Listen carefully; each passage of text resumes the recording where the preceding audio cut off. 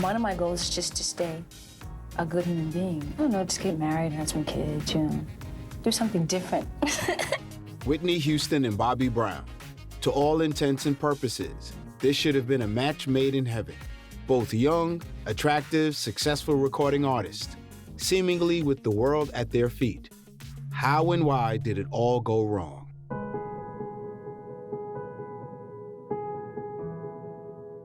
This perfect love story went sour and the world was aghast. Petty jealousies, long-held resentments, the mismatch between fantasy and reality all played their part.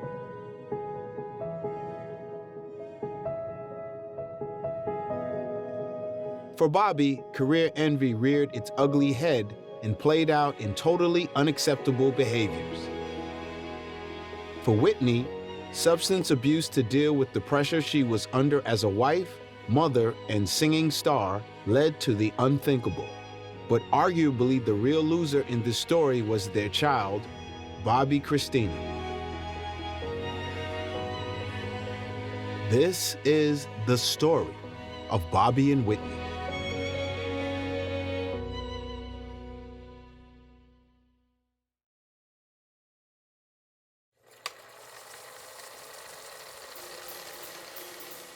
Whitney Elizabeth Houston was born on August 9, 1963.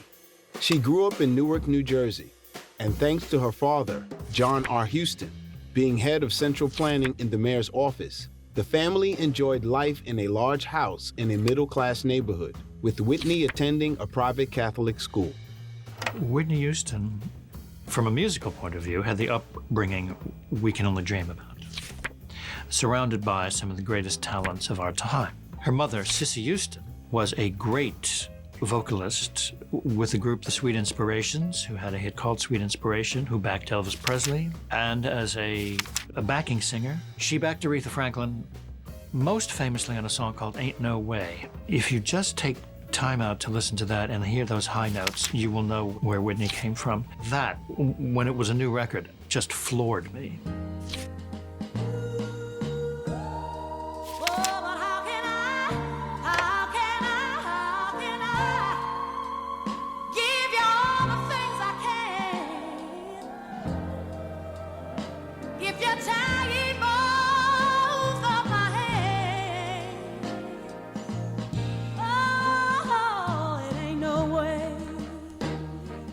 Born Robert Beresford Brown on February 5, 1969, Bobby Brown grew up in Boston, Massachusetts, the seventh of 8 children. With his father, Herbert Brown, a construction worker, and his mother, Carol, a school teacher, Bobby's start in life was more modest. Like Whitney, who sang at her local church many times a week, Bobby joined a church choir, where his talent was recognized and he developed his singing abilities. Seeing the potential in her daughter, Cissy put her all into making sure she would succeed, teaching her how to sing from the mind, the body, and most importantly, the heart. The first song that Whitney ever performed was Guide Me, O Thou Great Jehovah, and she performed that at the age of 11 when she was a pupil at a Catholic girls' school. And the last song she ever sang was Jesus Loves Me. So her life was framed either side by 2 songs, both of them devotional. Bobby was left more to his own devices, and at the age of 12, formed a singing group with his friends, Ricky Bell, Michael Bivins, Ralph Tresvant, and Ronnie DeVoe. Calling themselves New Edition, they rehearsed with a focus and discipline very rare for a group of preteen boys. After winning several talent shows, New Edition was discovered by producer and talent scout Maurice Starr, who landed them a recording contract with a small label called Streetwise. The early days of her working life saw Whitney modeling to earn a living, and she was the first African American to grace the cover of 17 magazine. However, Whitney had bigger plans, seeing herself not as a fashion clothes horse, but as a singer. Bobby was heading towards stardom too, a pop collection of songs that made the group an overnight sensation with teenage girls. The title track, Candy Girl, was highly reminiscent of the Jackson 5's ABC and reached #1 in Whitney's big break came in 1983 as well, when the legendary producer and executive of Arista Records, Clive Davis, saw Whitney perform at a New York nightclub. Immediately recognizing her immense talent, he signed her on the spot. Later that same year, the young singer made her national television debut on the very popular Merv Griffin Show. A world full of love, like yours, like mine,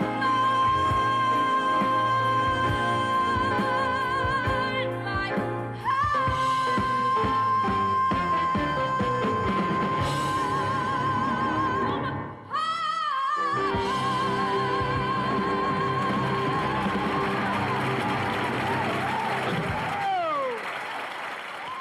New Edition were going from strength to strength with their self-titled second album, despite the departure of their manager-producer Maurice Starr after the group accused him of stealing their earnings from their platinum debut.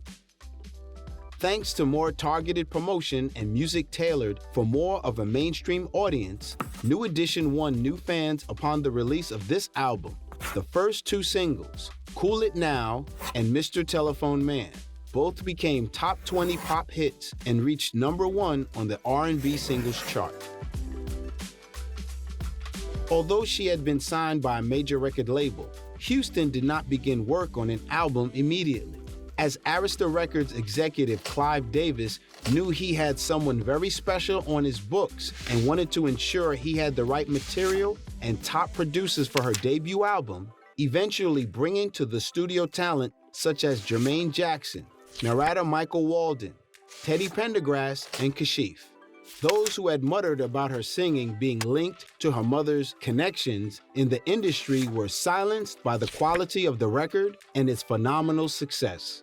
I would like to think that what I have, what's been God-given to me, would have gotten me into it, anyway. It's one thing for having your mom and your cousin being so successful in the business, but it's something that you have to do on your own, You have to establish your own abilities. I mean, it's great to have them as my family and, it got me a lot of places, but I'd like to think I could do it on my own. Whitney Houston was a pop producer's dream.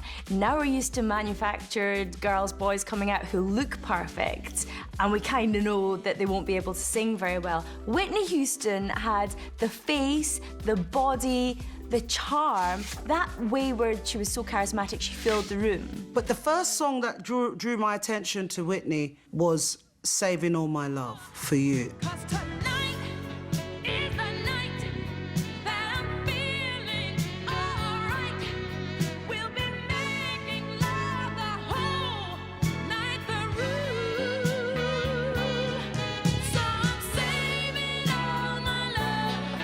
Yeah, I'm saving all my loving. Yes, I'm saving all my love for you.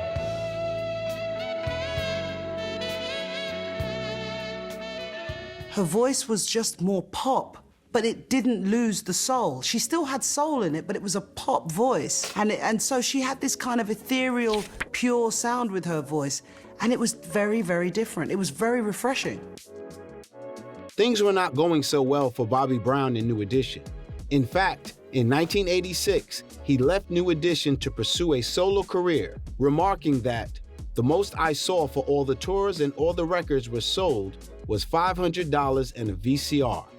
He felt that being young and naive, the group had been treated like little slaves by people who were only interested in money and power and not the welfare of New Edition. In December of that same year, Brown released his first solo album, King of Stage. While the album sold modestly and scored one major hit, the ballad Girlfriend, it failed to generate the level of excitement and acclaim which Brown had hoped for after the success of New Edition and the group's adoring fans. With the new medium of MTV, which arrived in 1981, becoming essential in terms of promoting singles, artists were keen to be featured on the playlist. Early on, MTV was, for the most part, playing specifically white rock bands. Michael Jackson famously was unable to get on MTV for a very long time. How Will I Know, which was Whitney's third US single, went to #1 and was really the first time that a young African-American woman was all over MTV. That video was massively successful. It was on constantly, and it really cemented Whitney's presence in mainstream America. How will I know if he really loves me? I say a prayer with every heartbeat. I fall in love whenever we meet. I'm asking you what you know about these things. How will I know if he's thinking of me? I try to fall, but I'm too shy.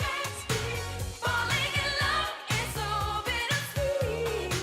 This love is strong, but I feel weak.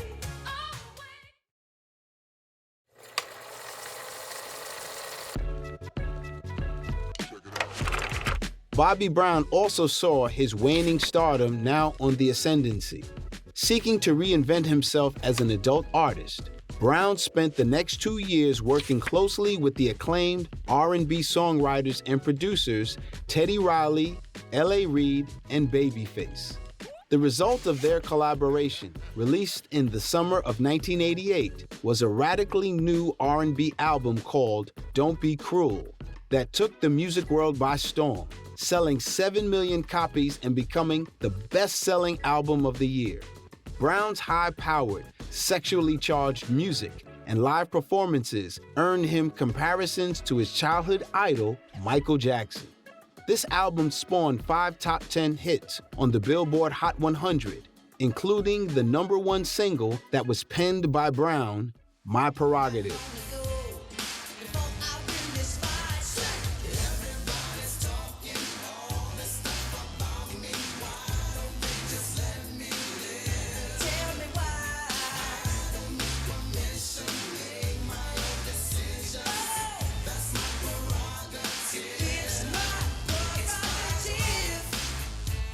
It's the way that I wanna live. I can do just what I feel. At this point, Whitney was a dazzling award winner too, with American Music Awards, Grammys, and an MTV Video Music Award in her trophy cabinet.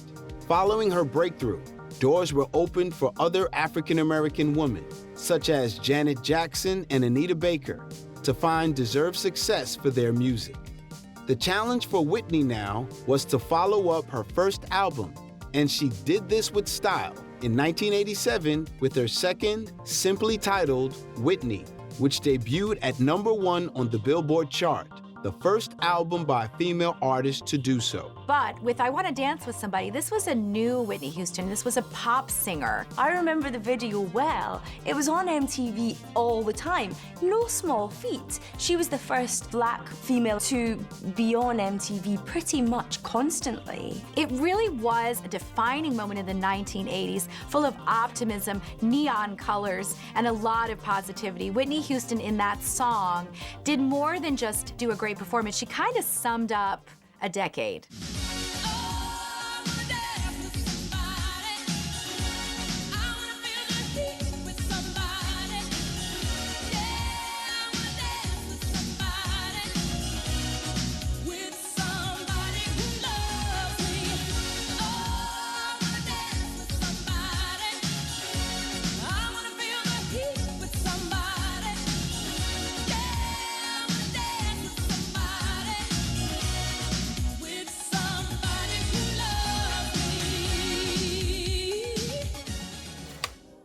With the first 4 singles from the album all peaking at #1, a continuation of her previous 3 #1 singles, Whitney became the only artist ever to have 7 consecutive chart toppers, surpassing records previously set by the legendary Beatles and the Bee Gees.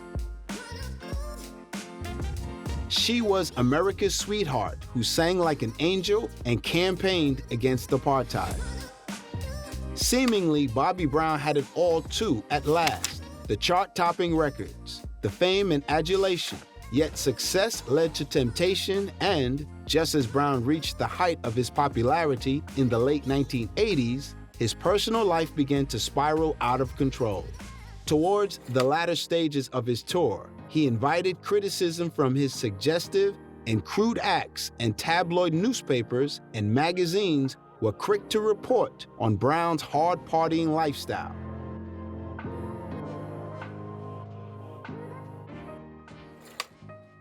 Perhaps it's Whitney's rendition of the Star-Spangled Banner at the 1991 Super Bowl final that cemented her place in American hearts. Every single other person that's come and sung it, I don't remember, except her one. She completely nailed it. This was and is now still one of the greatest moments in NFL history. At the time America was in the Gulf War, a lot of people had sons and daughters overseas. It was a time of great patriotism, and at the same time, you know, anytime you're at war, there's this deep insecurity and fear. And she rocked up with a little bow in her hair, a tracksuit or a jumpsuit. Never before had a national anthem been released and zoomed into the top 5. It was a huge achievement, and no wonder. And again, Americans just kept loving her more. That was their song. This was their girl. To this day, I cry every time I hear it. The most beautiful rendition of the Star-Spangled Banner that has ever been done before or since. It was a defining moment in Whitney's career. She was America's beloved daughter for doing such an extraordinary job on such a significant song at such an important time.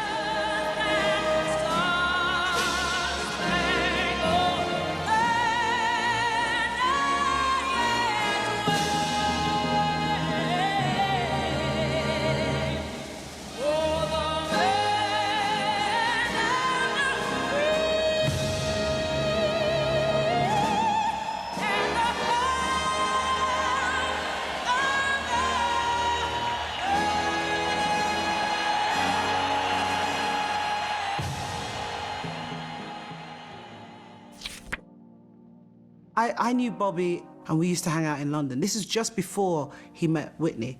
You know, Bobby was sort of coming down from Prerogative and New Edition, and all of that was kind of going down a bit at that time, but he was still very, very popular. And we used to hang out in London, and he was great. And Bobby was the right character.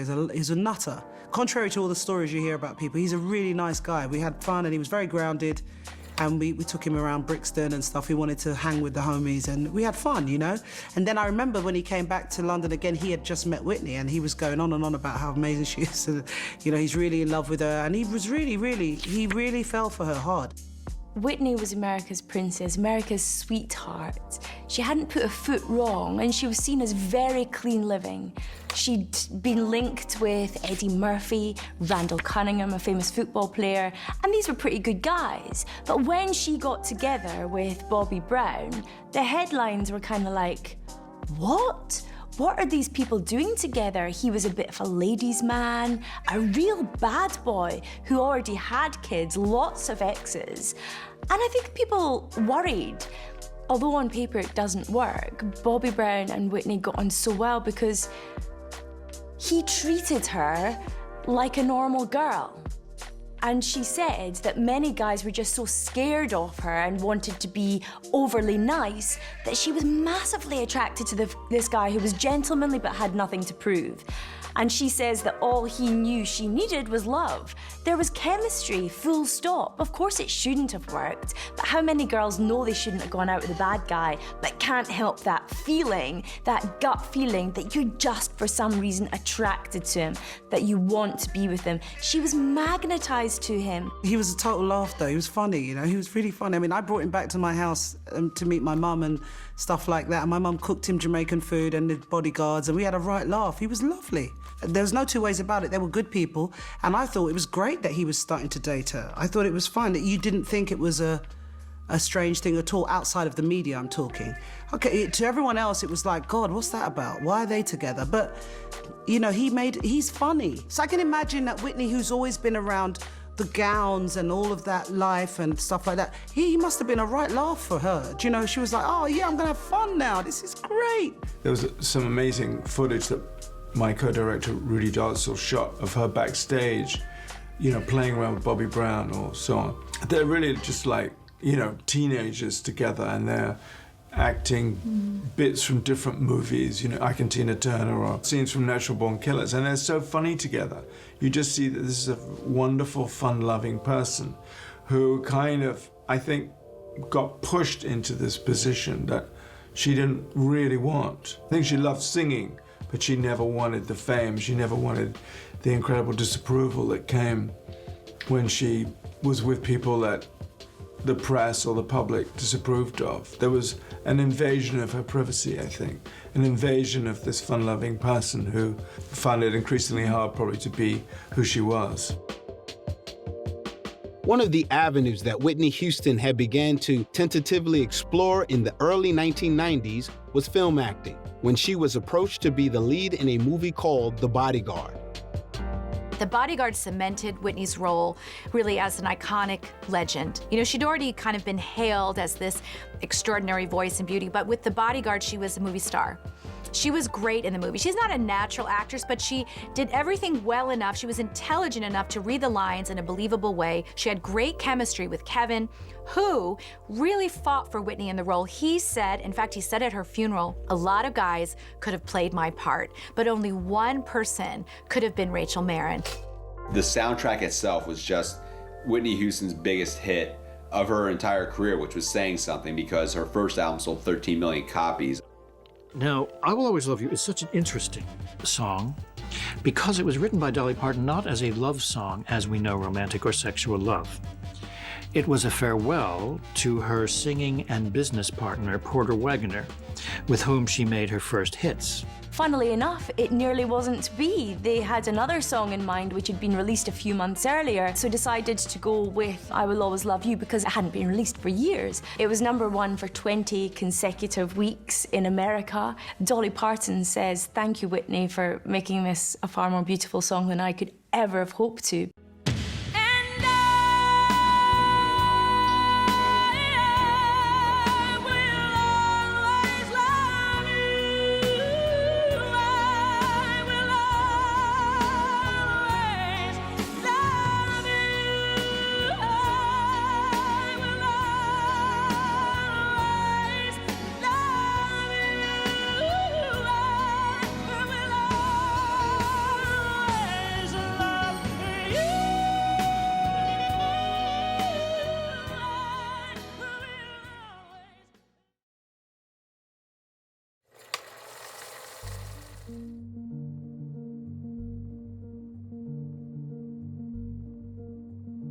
The film's success led to Whitney becoming even more adored by the public.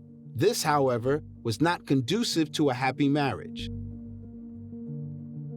Although Bobby was still making relatively successful records and winning awards, but could not come close to the kind of fame and adulation his wife was experiencing, alcohol and drugs were Bobby's crutch. But the abuse of these substances led to multiple arrests involving violence and an incident never reported to police when Brown was kidnapped by a New York gang over a drug debt and Whitney Houston paid a reported $400,000 ransom.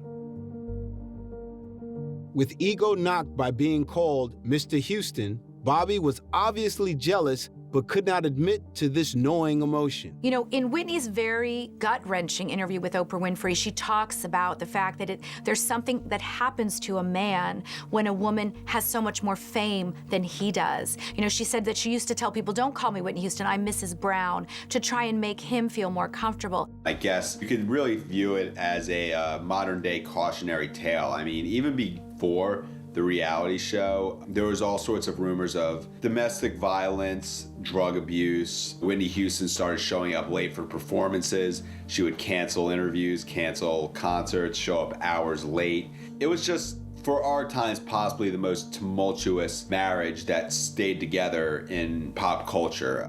And the more it became impossible for her to be herself, I think she retreated more and more into her own little private thing, which was drugs. She had all sorts of problems with addiction, and so did he.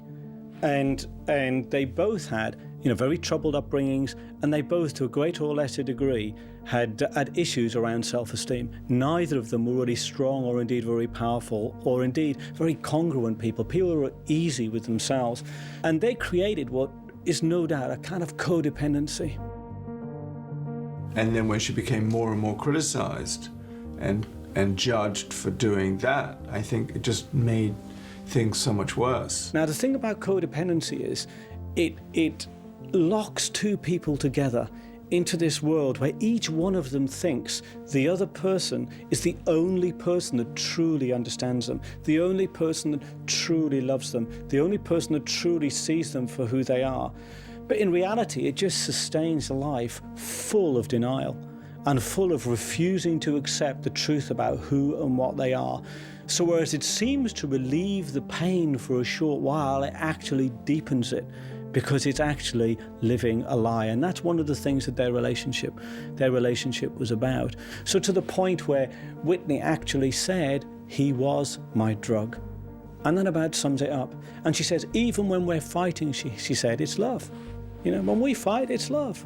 Gary, her brother, who was an NBA star, but then lost his place in the team because of drug taking, who went into a spiral of depression and started taking more and more and more drugs, and who is still addicted. And I asked him, what is it? Why do you keep going back to it? And he said that it was about things that happened in his childhood that just played over and over again in his mind, and he sought some sort of escape from that. I suspect that's what it was with Whitney as well. I think she was running away from something. You don't have three siblings who are all such self-destructive addicts without there being something behind it. There was definitely a power struggle there. Because if you remember in the early days, you know, Bobby was huge. It must have been incredibly hard for him no longer to be as big as he was, but he's with the biggest star in the world. I'm sure that impacted the relationship. That couldn't have been easy. That's tough. The song I Have Nothing is a typical example of the power of Whitney Houston's voice.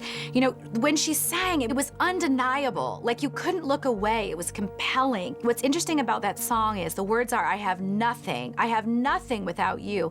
And I think it really was how Whitney felt about Bobby Brown at that time. I mean, you know, Whitney had the world at her feet, but yet she constantly submitted herself to him. They became kind of codependently linked in a very destructive way, but I don't think anything, you know, the fame, the talent, the money, meant anything to her, nearly close as much as it did, you know, to be loved by him.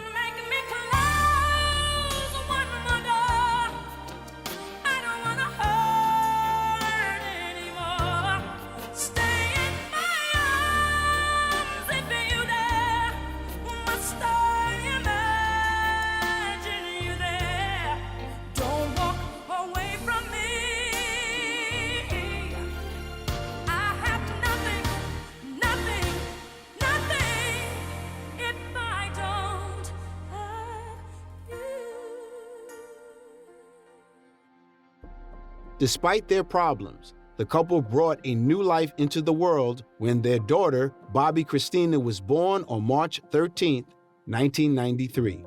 Having a baby, you know, I'm looking forward to that. Raising a child, you know, hearing mommy, you know. That's what's foremost in my head right now, you know. I can't, the movie's done, you know, the soundtrack's done. Thinking about doing a gospel album, you know. So, you know, I'm just kind of like, you know, going with the flow. Whitney has achieved her dream of marriage and motherhood and was determined that her precious daughter would accompany her everywhere. Being on tour or on film sets was no life for a child, and Bobby Christina spent most of the time with Whitney's mother or the crew. It certainly could not be considered a normal childhood, and the little girl witnessed things she should never have seen, which perhaps impacted upon her mental health as she grew up more than anyone realized. Brown's bad behavior was escalating. It almost seemed that if his musical career was on the wane, he was intent on being in the limelight for reasons other than music, becoming involved in a number of incidents that included a club brawl, an assault and battery charge that led to probation, a drunk driving accident, and a stint at the Betty Ford Clinic. Salvation beckoned when Brown was asked to record with the fully reunited New Edition, whose comeback album, Home Again, entered the charts at #1 in September 1996.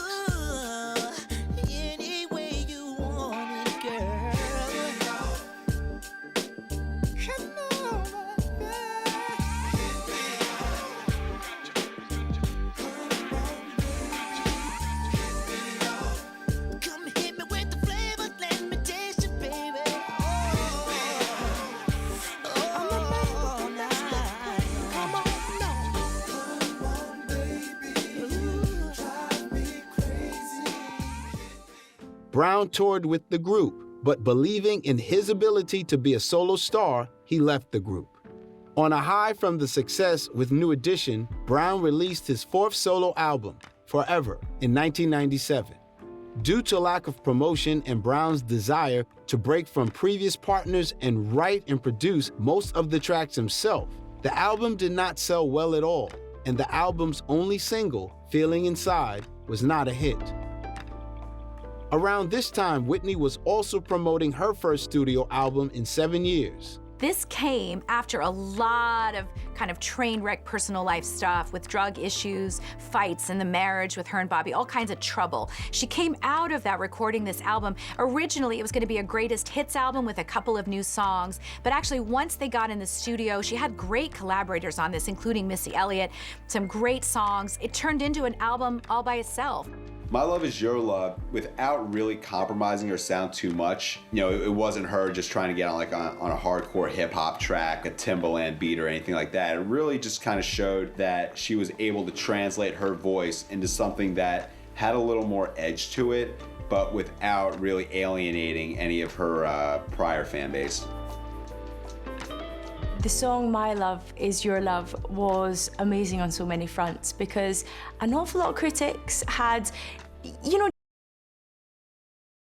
and I guess her fans were turning their back looking at new music.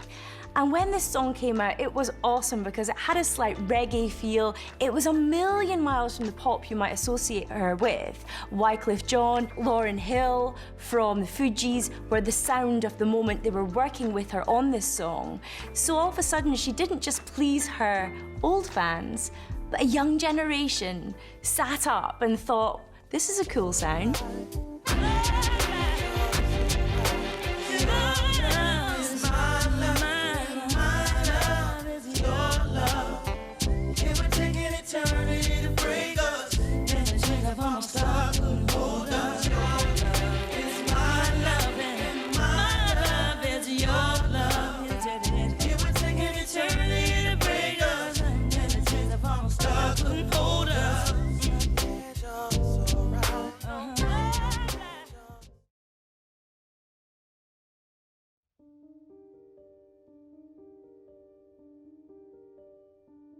Having been perceived by the record-buying public as a good girl with a perfect image in the 1980s and early 1990s, Whitney's behavior had changed dramatically by the end of the decade.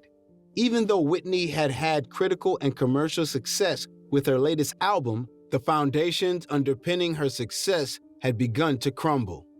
Rumors had started to circulate about Whitney's sexual orientation back in the 1980s after moving in with her school friend, Robin Crawford.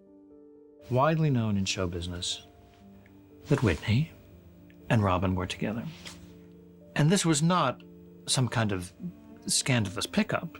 They'd known each other from high school. They were best friends, you know, all the way through adolescence, and there were all kinds of rumors about a relationship between Whitney and Robin. In fact, Robin was actually working for Whitney for a time. She was like an assistant and they were together. Bobby alluded to this himself when he looked back on the marriage, kind of implying that one of the reasons Whitney married him was to combat these lesbian rumors, because it wouldn't do at that time for America's sweetheart to be gay. Most of the rumors in Whitney Houston's case have been confirmed by very close sources such as her bodyguard, family members. I mean, as hard as it was for Whitney Houston to be a black woman, you know, taking American mainstream by storm, imagine if she was a black lesbian woman. It certainly, at that time particularly, would have been very difficult, if not impossible, to win over, you know, the very reactionary middle America. So if you were saying, like Whitney did, that I am a good girl, I'm an honest girl, I'm an all-American girl, I am who I say I am, I'm a heterosexual girl. When you're saying all those things to the world and the truth might be slightly different, that creates all kinds of problems, particularly when you have a religious upbringing like she did, because what it means is she's not just being dishonest to other people and dishonest to herself, she's also being dishonest to God. And you know, there have been theories about Whitney's drug use, including, you know, some gay activists who have said that if Whitney had been allowed to live as a lesbian woman, she wouldn't have had all these drug demons. This was probably the most positive relationship in her life. Robin was like the guardian angel. Whether she was gay or not is the secondary question. Yes, I think they had a romantic life together, but, you know, there was a kind of witch hunt, which is like, you know, who has the right to harass somebody in that way? And she had to put up with all that stuff. I think it only makes what happened in her death and her addiction and her marriage that much more sad. Unfortunately, the power struggle between Robin and Bobby intensified, resulting in an ultimatum. Knowing that Bobby was a seriously bad influence on Whitney and that their behavior and practices would destroy her, Robin gave her friend a choice. It's gonna be me or Bobby. When Whitney replied, "Tell her I accept her resignation," they did not speak for years, and her ally was gone from her life when arguably she needed her most. You know, Bobby Brown said if Robin had been around at the end of her life, she'd probably still be with us. You know, the American public felt they owned her. And how dare she have a relationship with a woman? How dare she have a relationship with Bobby Brown? It was like she didn't have control of her life anymore. And you know, I think that was obviously outrageous. Without Robin's stabilizing voice of reason and following a self-destructive path of drug codependency with her husband, Whitney had become increasingly unreliable, canceling 5 shows during her 1999 tour, including a sold-out arena event in her hometown of Newark, just 15 minutes before showtime. Jeopardizing her career, she arrived late for photo shoots and was reportedly fired from a planned Oscar ceremony appearance due to a poor rehearsal performance. The speculation was that her drug use was causing her voice to suffer. What was astonishing and heartbreaking was to listen to her voice because it had gone. In part, she sounded like she was really struggling to speak. It was sore. And of course, we know now that it was because she smoked crack cocaine. Of all the drugs she could have taken, of all the ways she could have taken them, injecting, taking orally, she decided to do the thing that would take away her voice, her gift. The voice was the mechanism which put her in front of the world and put this person before the world who wasn't really the person that the world thought they were looking at. And so by destroying the voice, she actually breaks that illusion.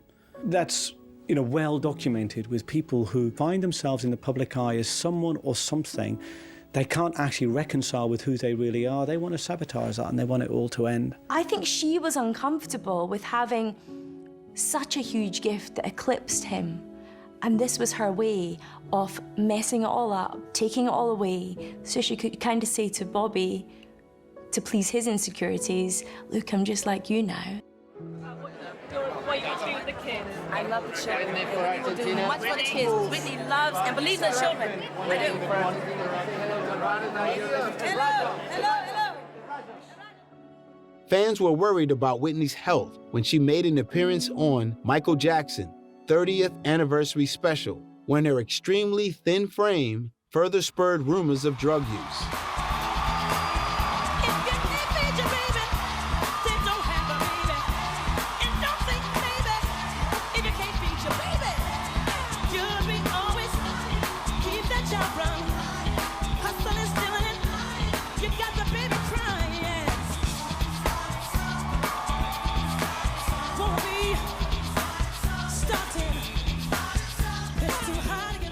Although her publicist claimed that Whitney has been under stress due to family matters, and when she is under stress, she doesn't eat. Surprisingly, these family matters was hitting at the fact that Whitney's father, John, had been stealing huge sums of money from her.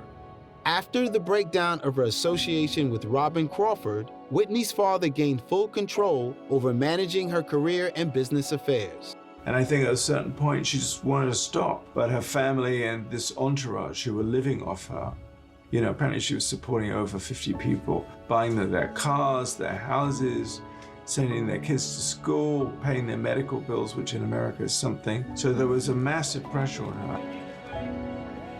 Shortly after finding out about her father's disloyalty, she gave an arrestingly honest TV interview with Diane Sawyer. The Diane Sawyer interview was absolutely astonishing. You had Whitney come in, sit down very regally, as you'd expect, trying to keep herself together. And you thought, okay, maybe she's all right here.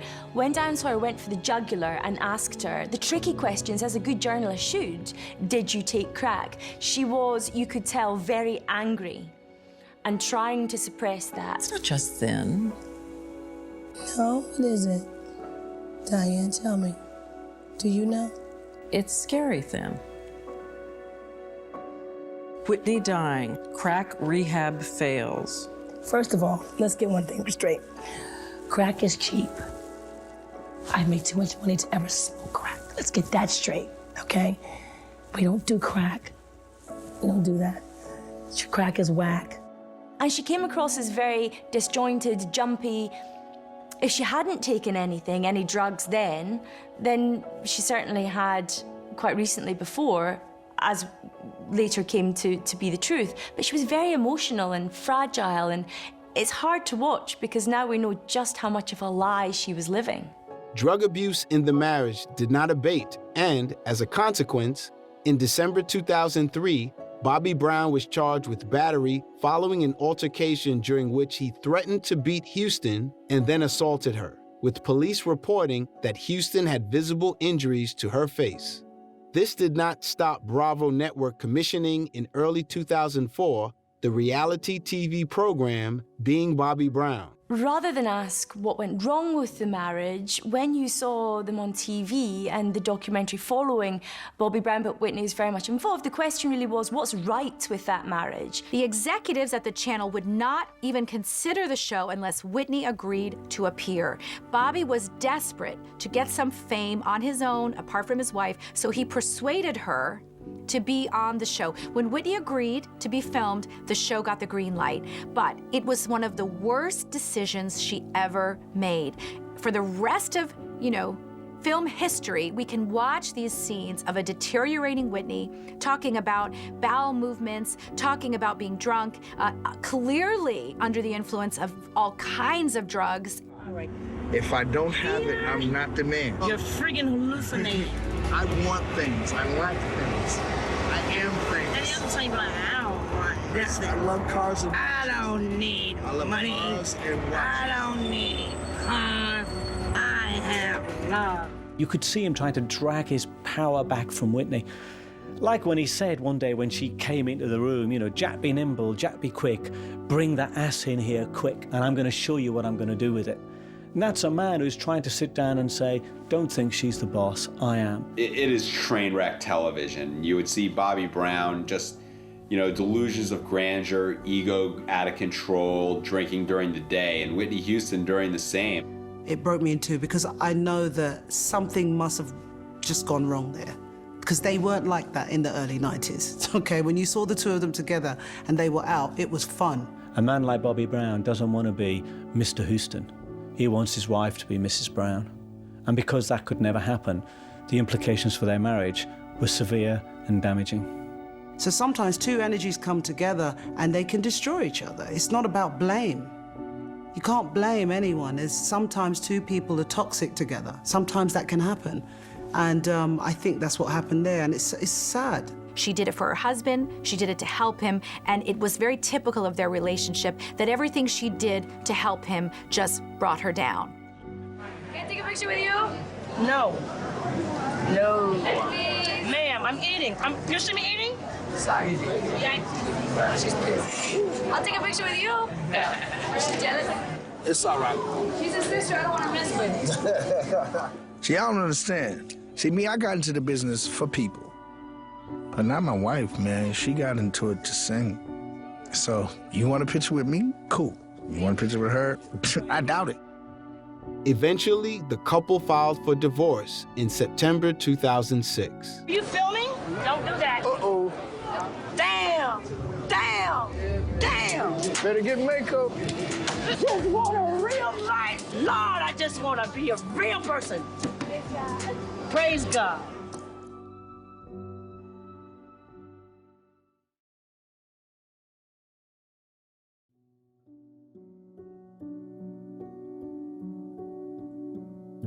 Houston gave her first interview in 7 years in September 2009, appearing on Oprah Winfrey's season premiere.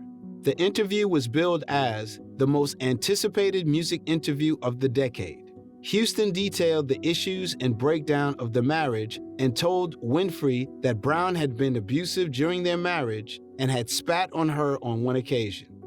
So when we got back to the house, he's gonna hate I said, but he spit on me. He spit on me. He actually spit on me. And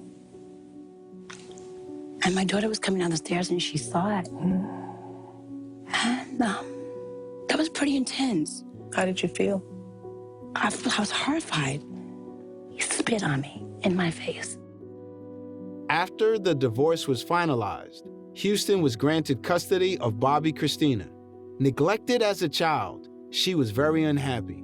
Although Whitney tried very hard to always have her daughter by her side, ironically, that was the worst thing for an impressionable and vulnerable young person. And let's spare a thought for Bobby Christina. This is a girl who's grown up with parents, both of whom are addicts. This is a child whose role models, parental role models, are models of denial, models of addiction, and models of people who are living lives which are destructive and addictive. In later years, Whitney is alleged to have partied with Bobby Christina as if they were this buddy to do drugs with. Determined to be free of her addictions and become the mother figure for her daughter that she had always wanted to be, Whitney entered a 14-week drug rehabilitation program. Unable to complete this rehab due to a surprising lack of funds, Whitney decided that to save herself and her daughter, her only course of action was to record new music and go on tour. With her inner circle advising against this, Whitney felt there was no other option at this point and so released a new album, I Look to You, in August 2009. I think at that point, her public life, the idea of Whitney Houston as, a drug casualty, as a reality TV casualty, really overshadowed her music career. And I Look to You, it kind of came and went. At that point, Whitney Houston kind of ceased to be a pop singer. Whitney's infamous 2010 comeback tour, which was around Europe and the UK, drew a lot of fans who were ultimately very disappointed with what they heard. Almost universally, the tour was ravaged by fans and critics alike. Whitney was erratic, her voice was totally not on form, and all kinds of videos leaked on YouTube about her forgetting words, forgetting what she was supposed to say, and seemingly intoxicated. The world really saw it up close when she performed on the UK show The X Factor. Her dress was literally coming down on stage, and she didn't notice.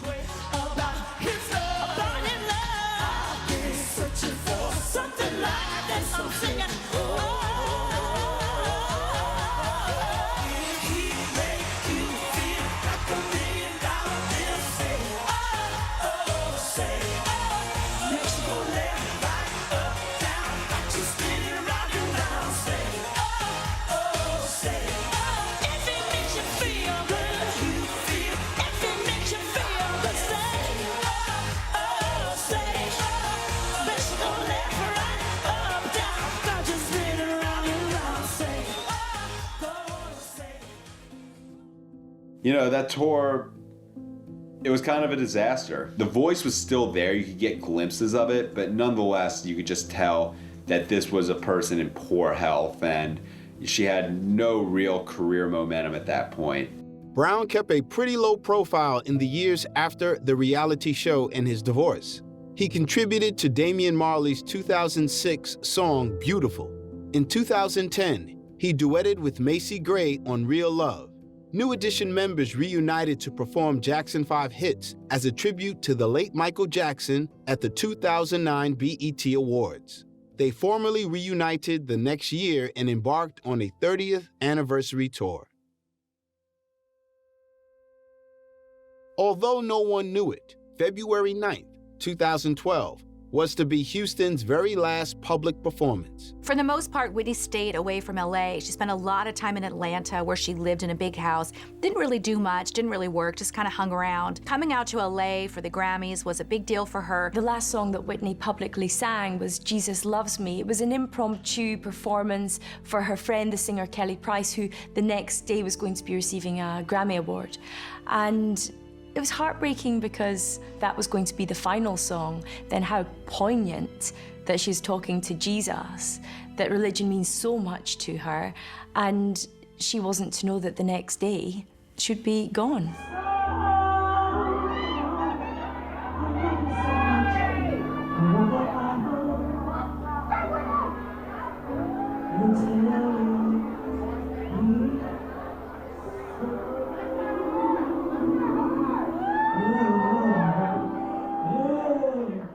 Tragically, 2 days later, on February 11th, Houston was found unconscious in Suite 434 at the Beverly Hilton Hotel, submerged in the bathtub. I literally just got off stage and I got a text message from the BBC, please urgent call. So I rang back. He said, Misha, this is Stan from the BBC. Whitney Houston we've just found out that she's died. And I was like, I mean, I let out this scream. I just couldn't believe it. I was like, what are you talking about? No, it's a mistake. It can't be right. But then I thought, well, for him to be calling me at 12 o'clock at night, you know, it must be real. A report issued by the Los Angeles County Coroner's Office stated that the official cause of death was an accidental drowning, with heart disease and cocaine in her system contributing factors. Whitney's untimely death sent shockwaves around the world.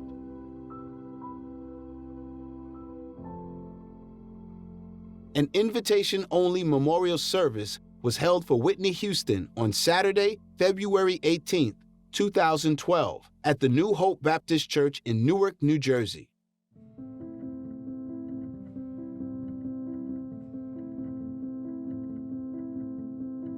Bobby Brown's behaviour at the funeral was nothing short of odd and disrespectful in many ways. Many would say that they wouldn't have expected him even to be invited. It is no secret that Whitney's family despises him and to a great degree blame a lot of Whitney's problems with substance abuse on her marriage and her relationship to Bobby. However, Whitney's family went on the record and said no, he is invited to the funeral, and Bobby was invited to bring 2 guests along with him. Now, on the day of the funeral, here comes Bobby Brown with an entourage of 9. Because they'd been asked to move, not Bobby, but some of the people he'd brought, he became irate, he became very angry. Al Sharpton, who was at the funeral, actually tweeted, "I'm trying to calm down Bobby Brown. Today is not about him. Today is about Whitney." No matter how he was feeling, that day was not about him. That whole thing was just like a media circus, trying to interpret what it might have meant that Bobby Brown left early. Is it because he cared too much? Is it because he doesn't care enough? Even in these tragic circumstances, it seemed to the world that Bobby wanted the spotlight, although with his mother and father both dying within the previous 12 months, his emotional state and agitation at yet another funeral might be somewhat forgiven. Tragedy struck again in July 2015 when Bobby Christina was found unconscious in a filled bathtub in her home, chillingly mirroring her mother's death. Bobby was in a medically induced coma for 6 months before dying from pneumonia, aged just 22 years old.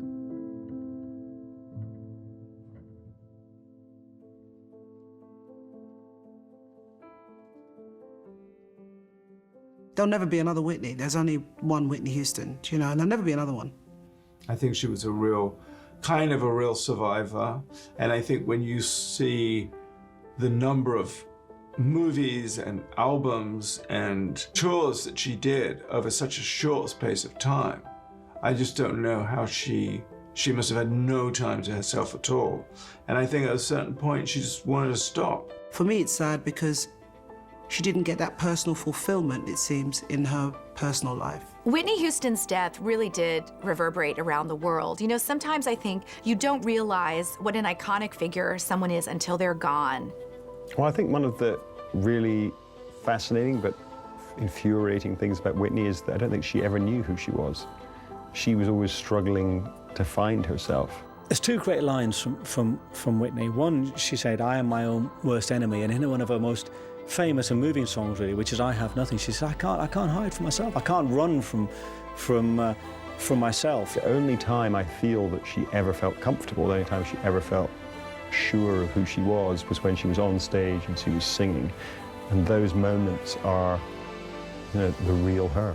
We'll just remember the genius that took her to the top of the world, and in posterity, we'll make sure she stays there. I think the thing with Bobby, the sense I get of him from the footage of him over the years is that he's someone who's always putting on a front, you know. He had this tough guy image, but actually I think he was not ever a tough guy. He was kind of a bit pathetic. He's a kind of closed person in some ways, you know. I don't think he's reached the stage of his life where he's ready to open up and to talk openly about this. Maybe he never will reach that stage. Sometimes people not answering and seeing how they don't answer a question is almost more revealing than actually having them say something. And I think this is one of those cases.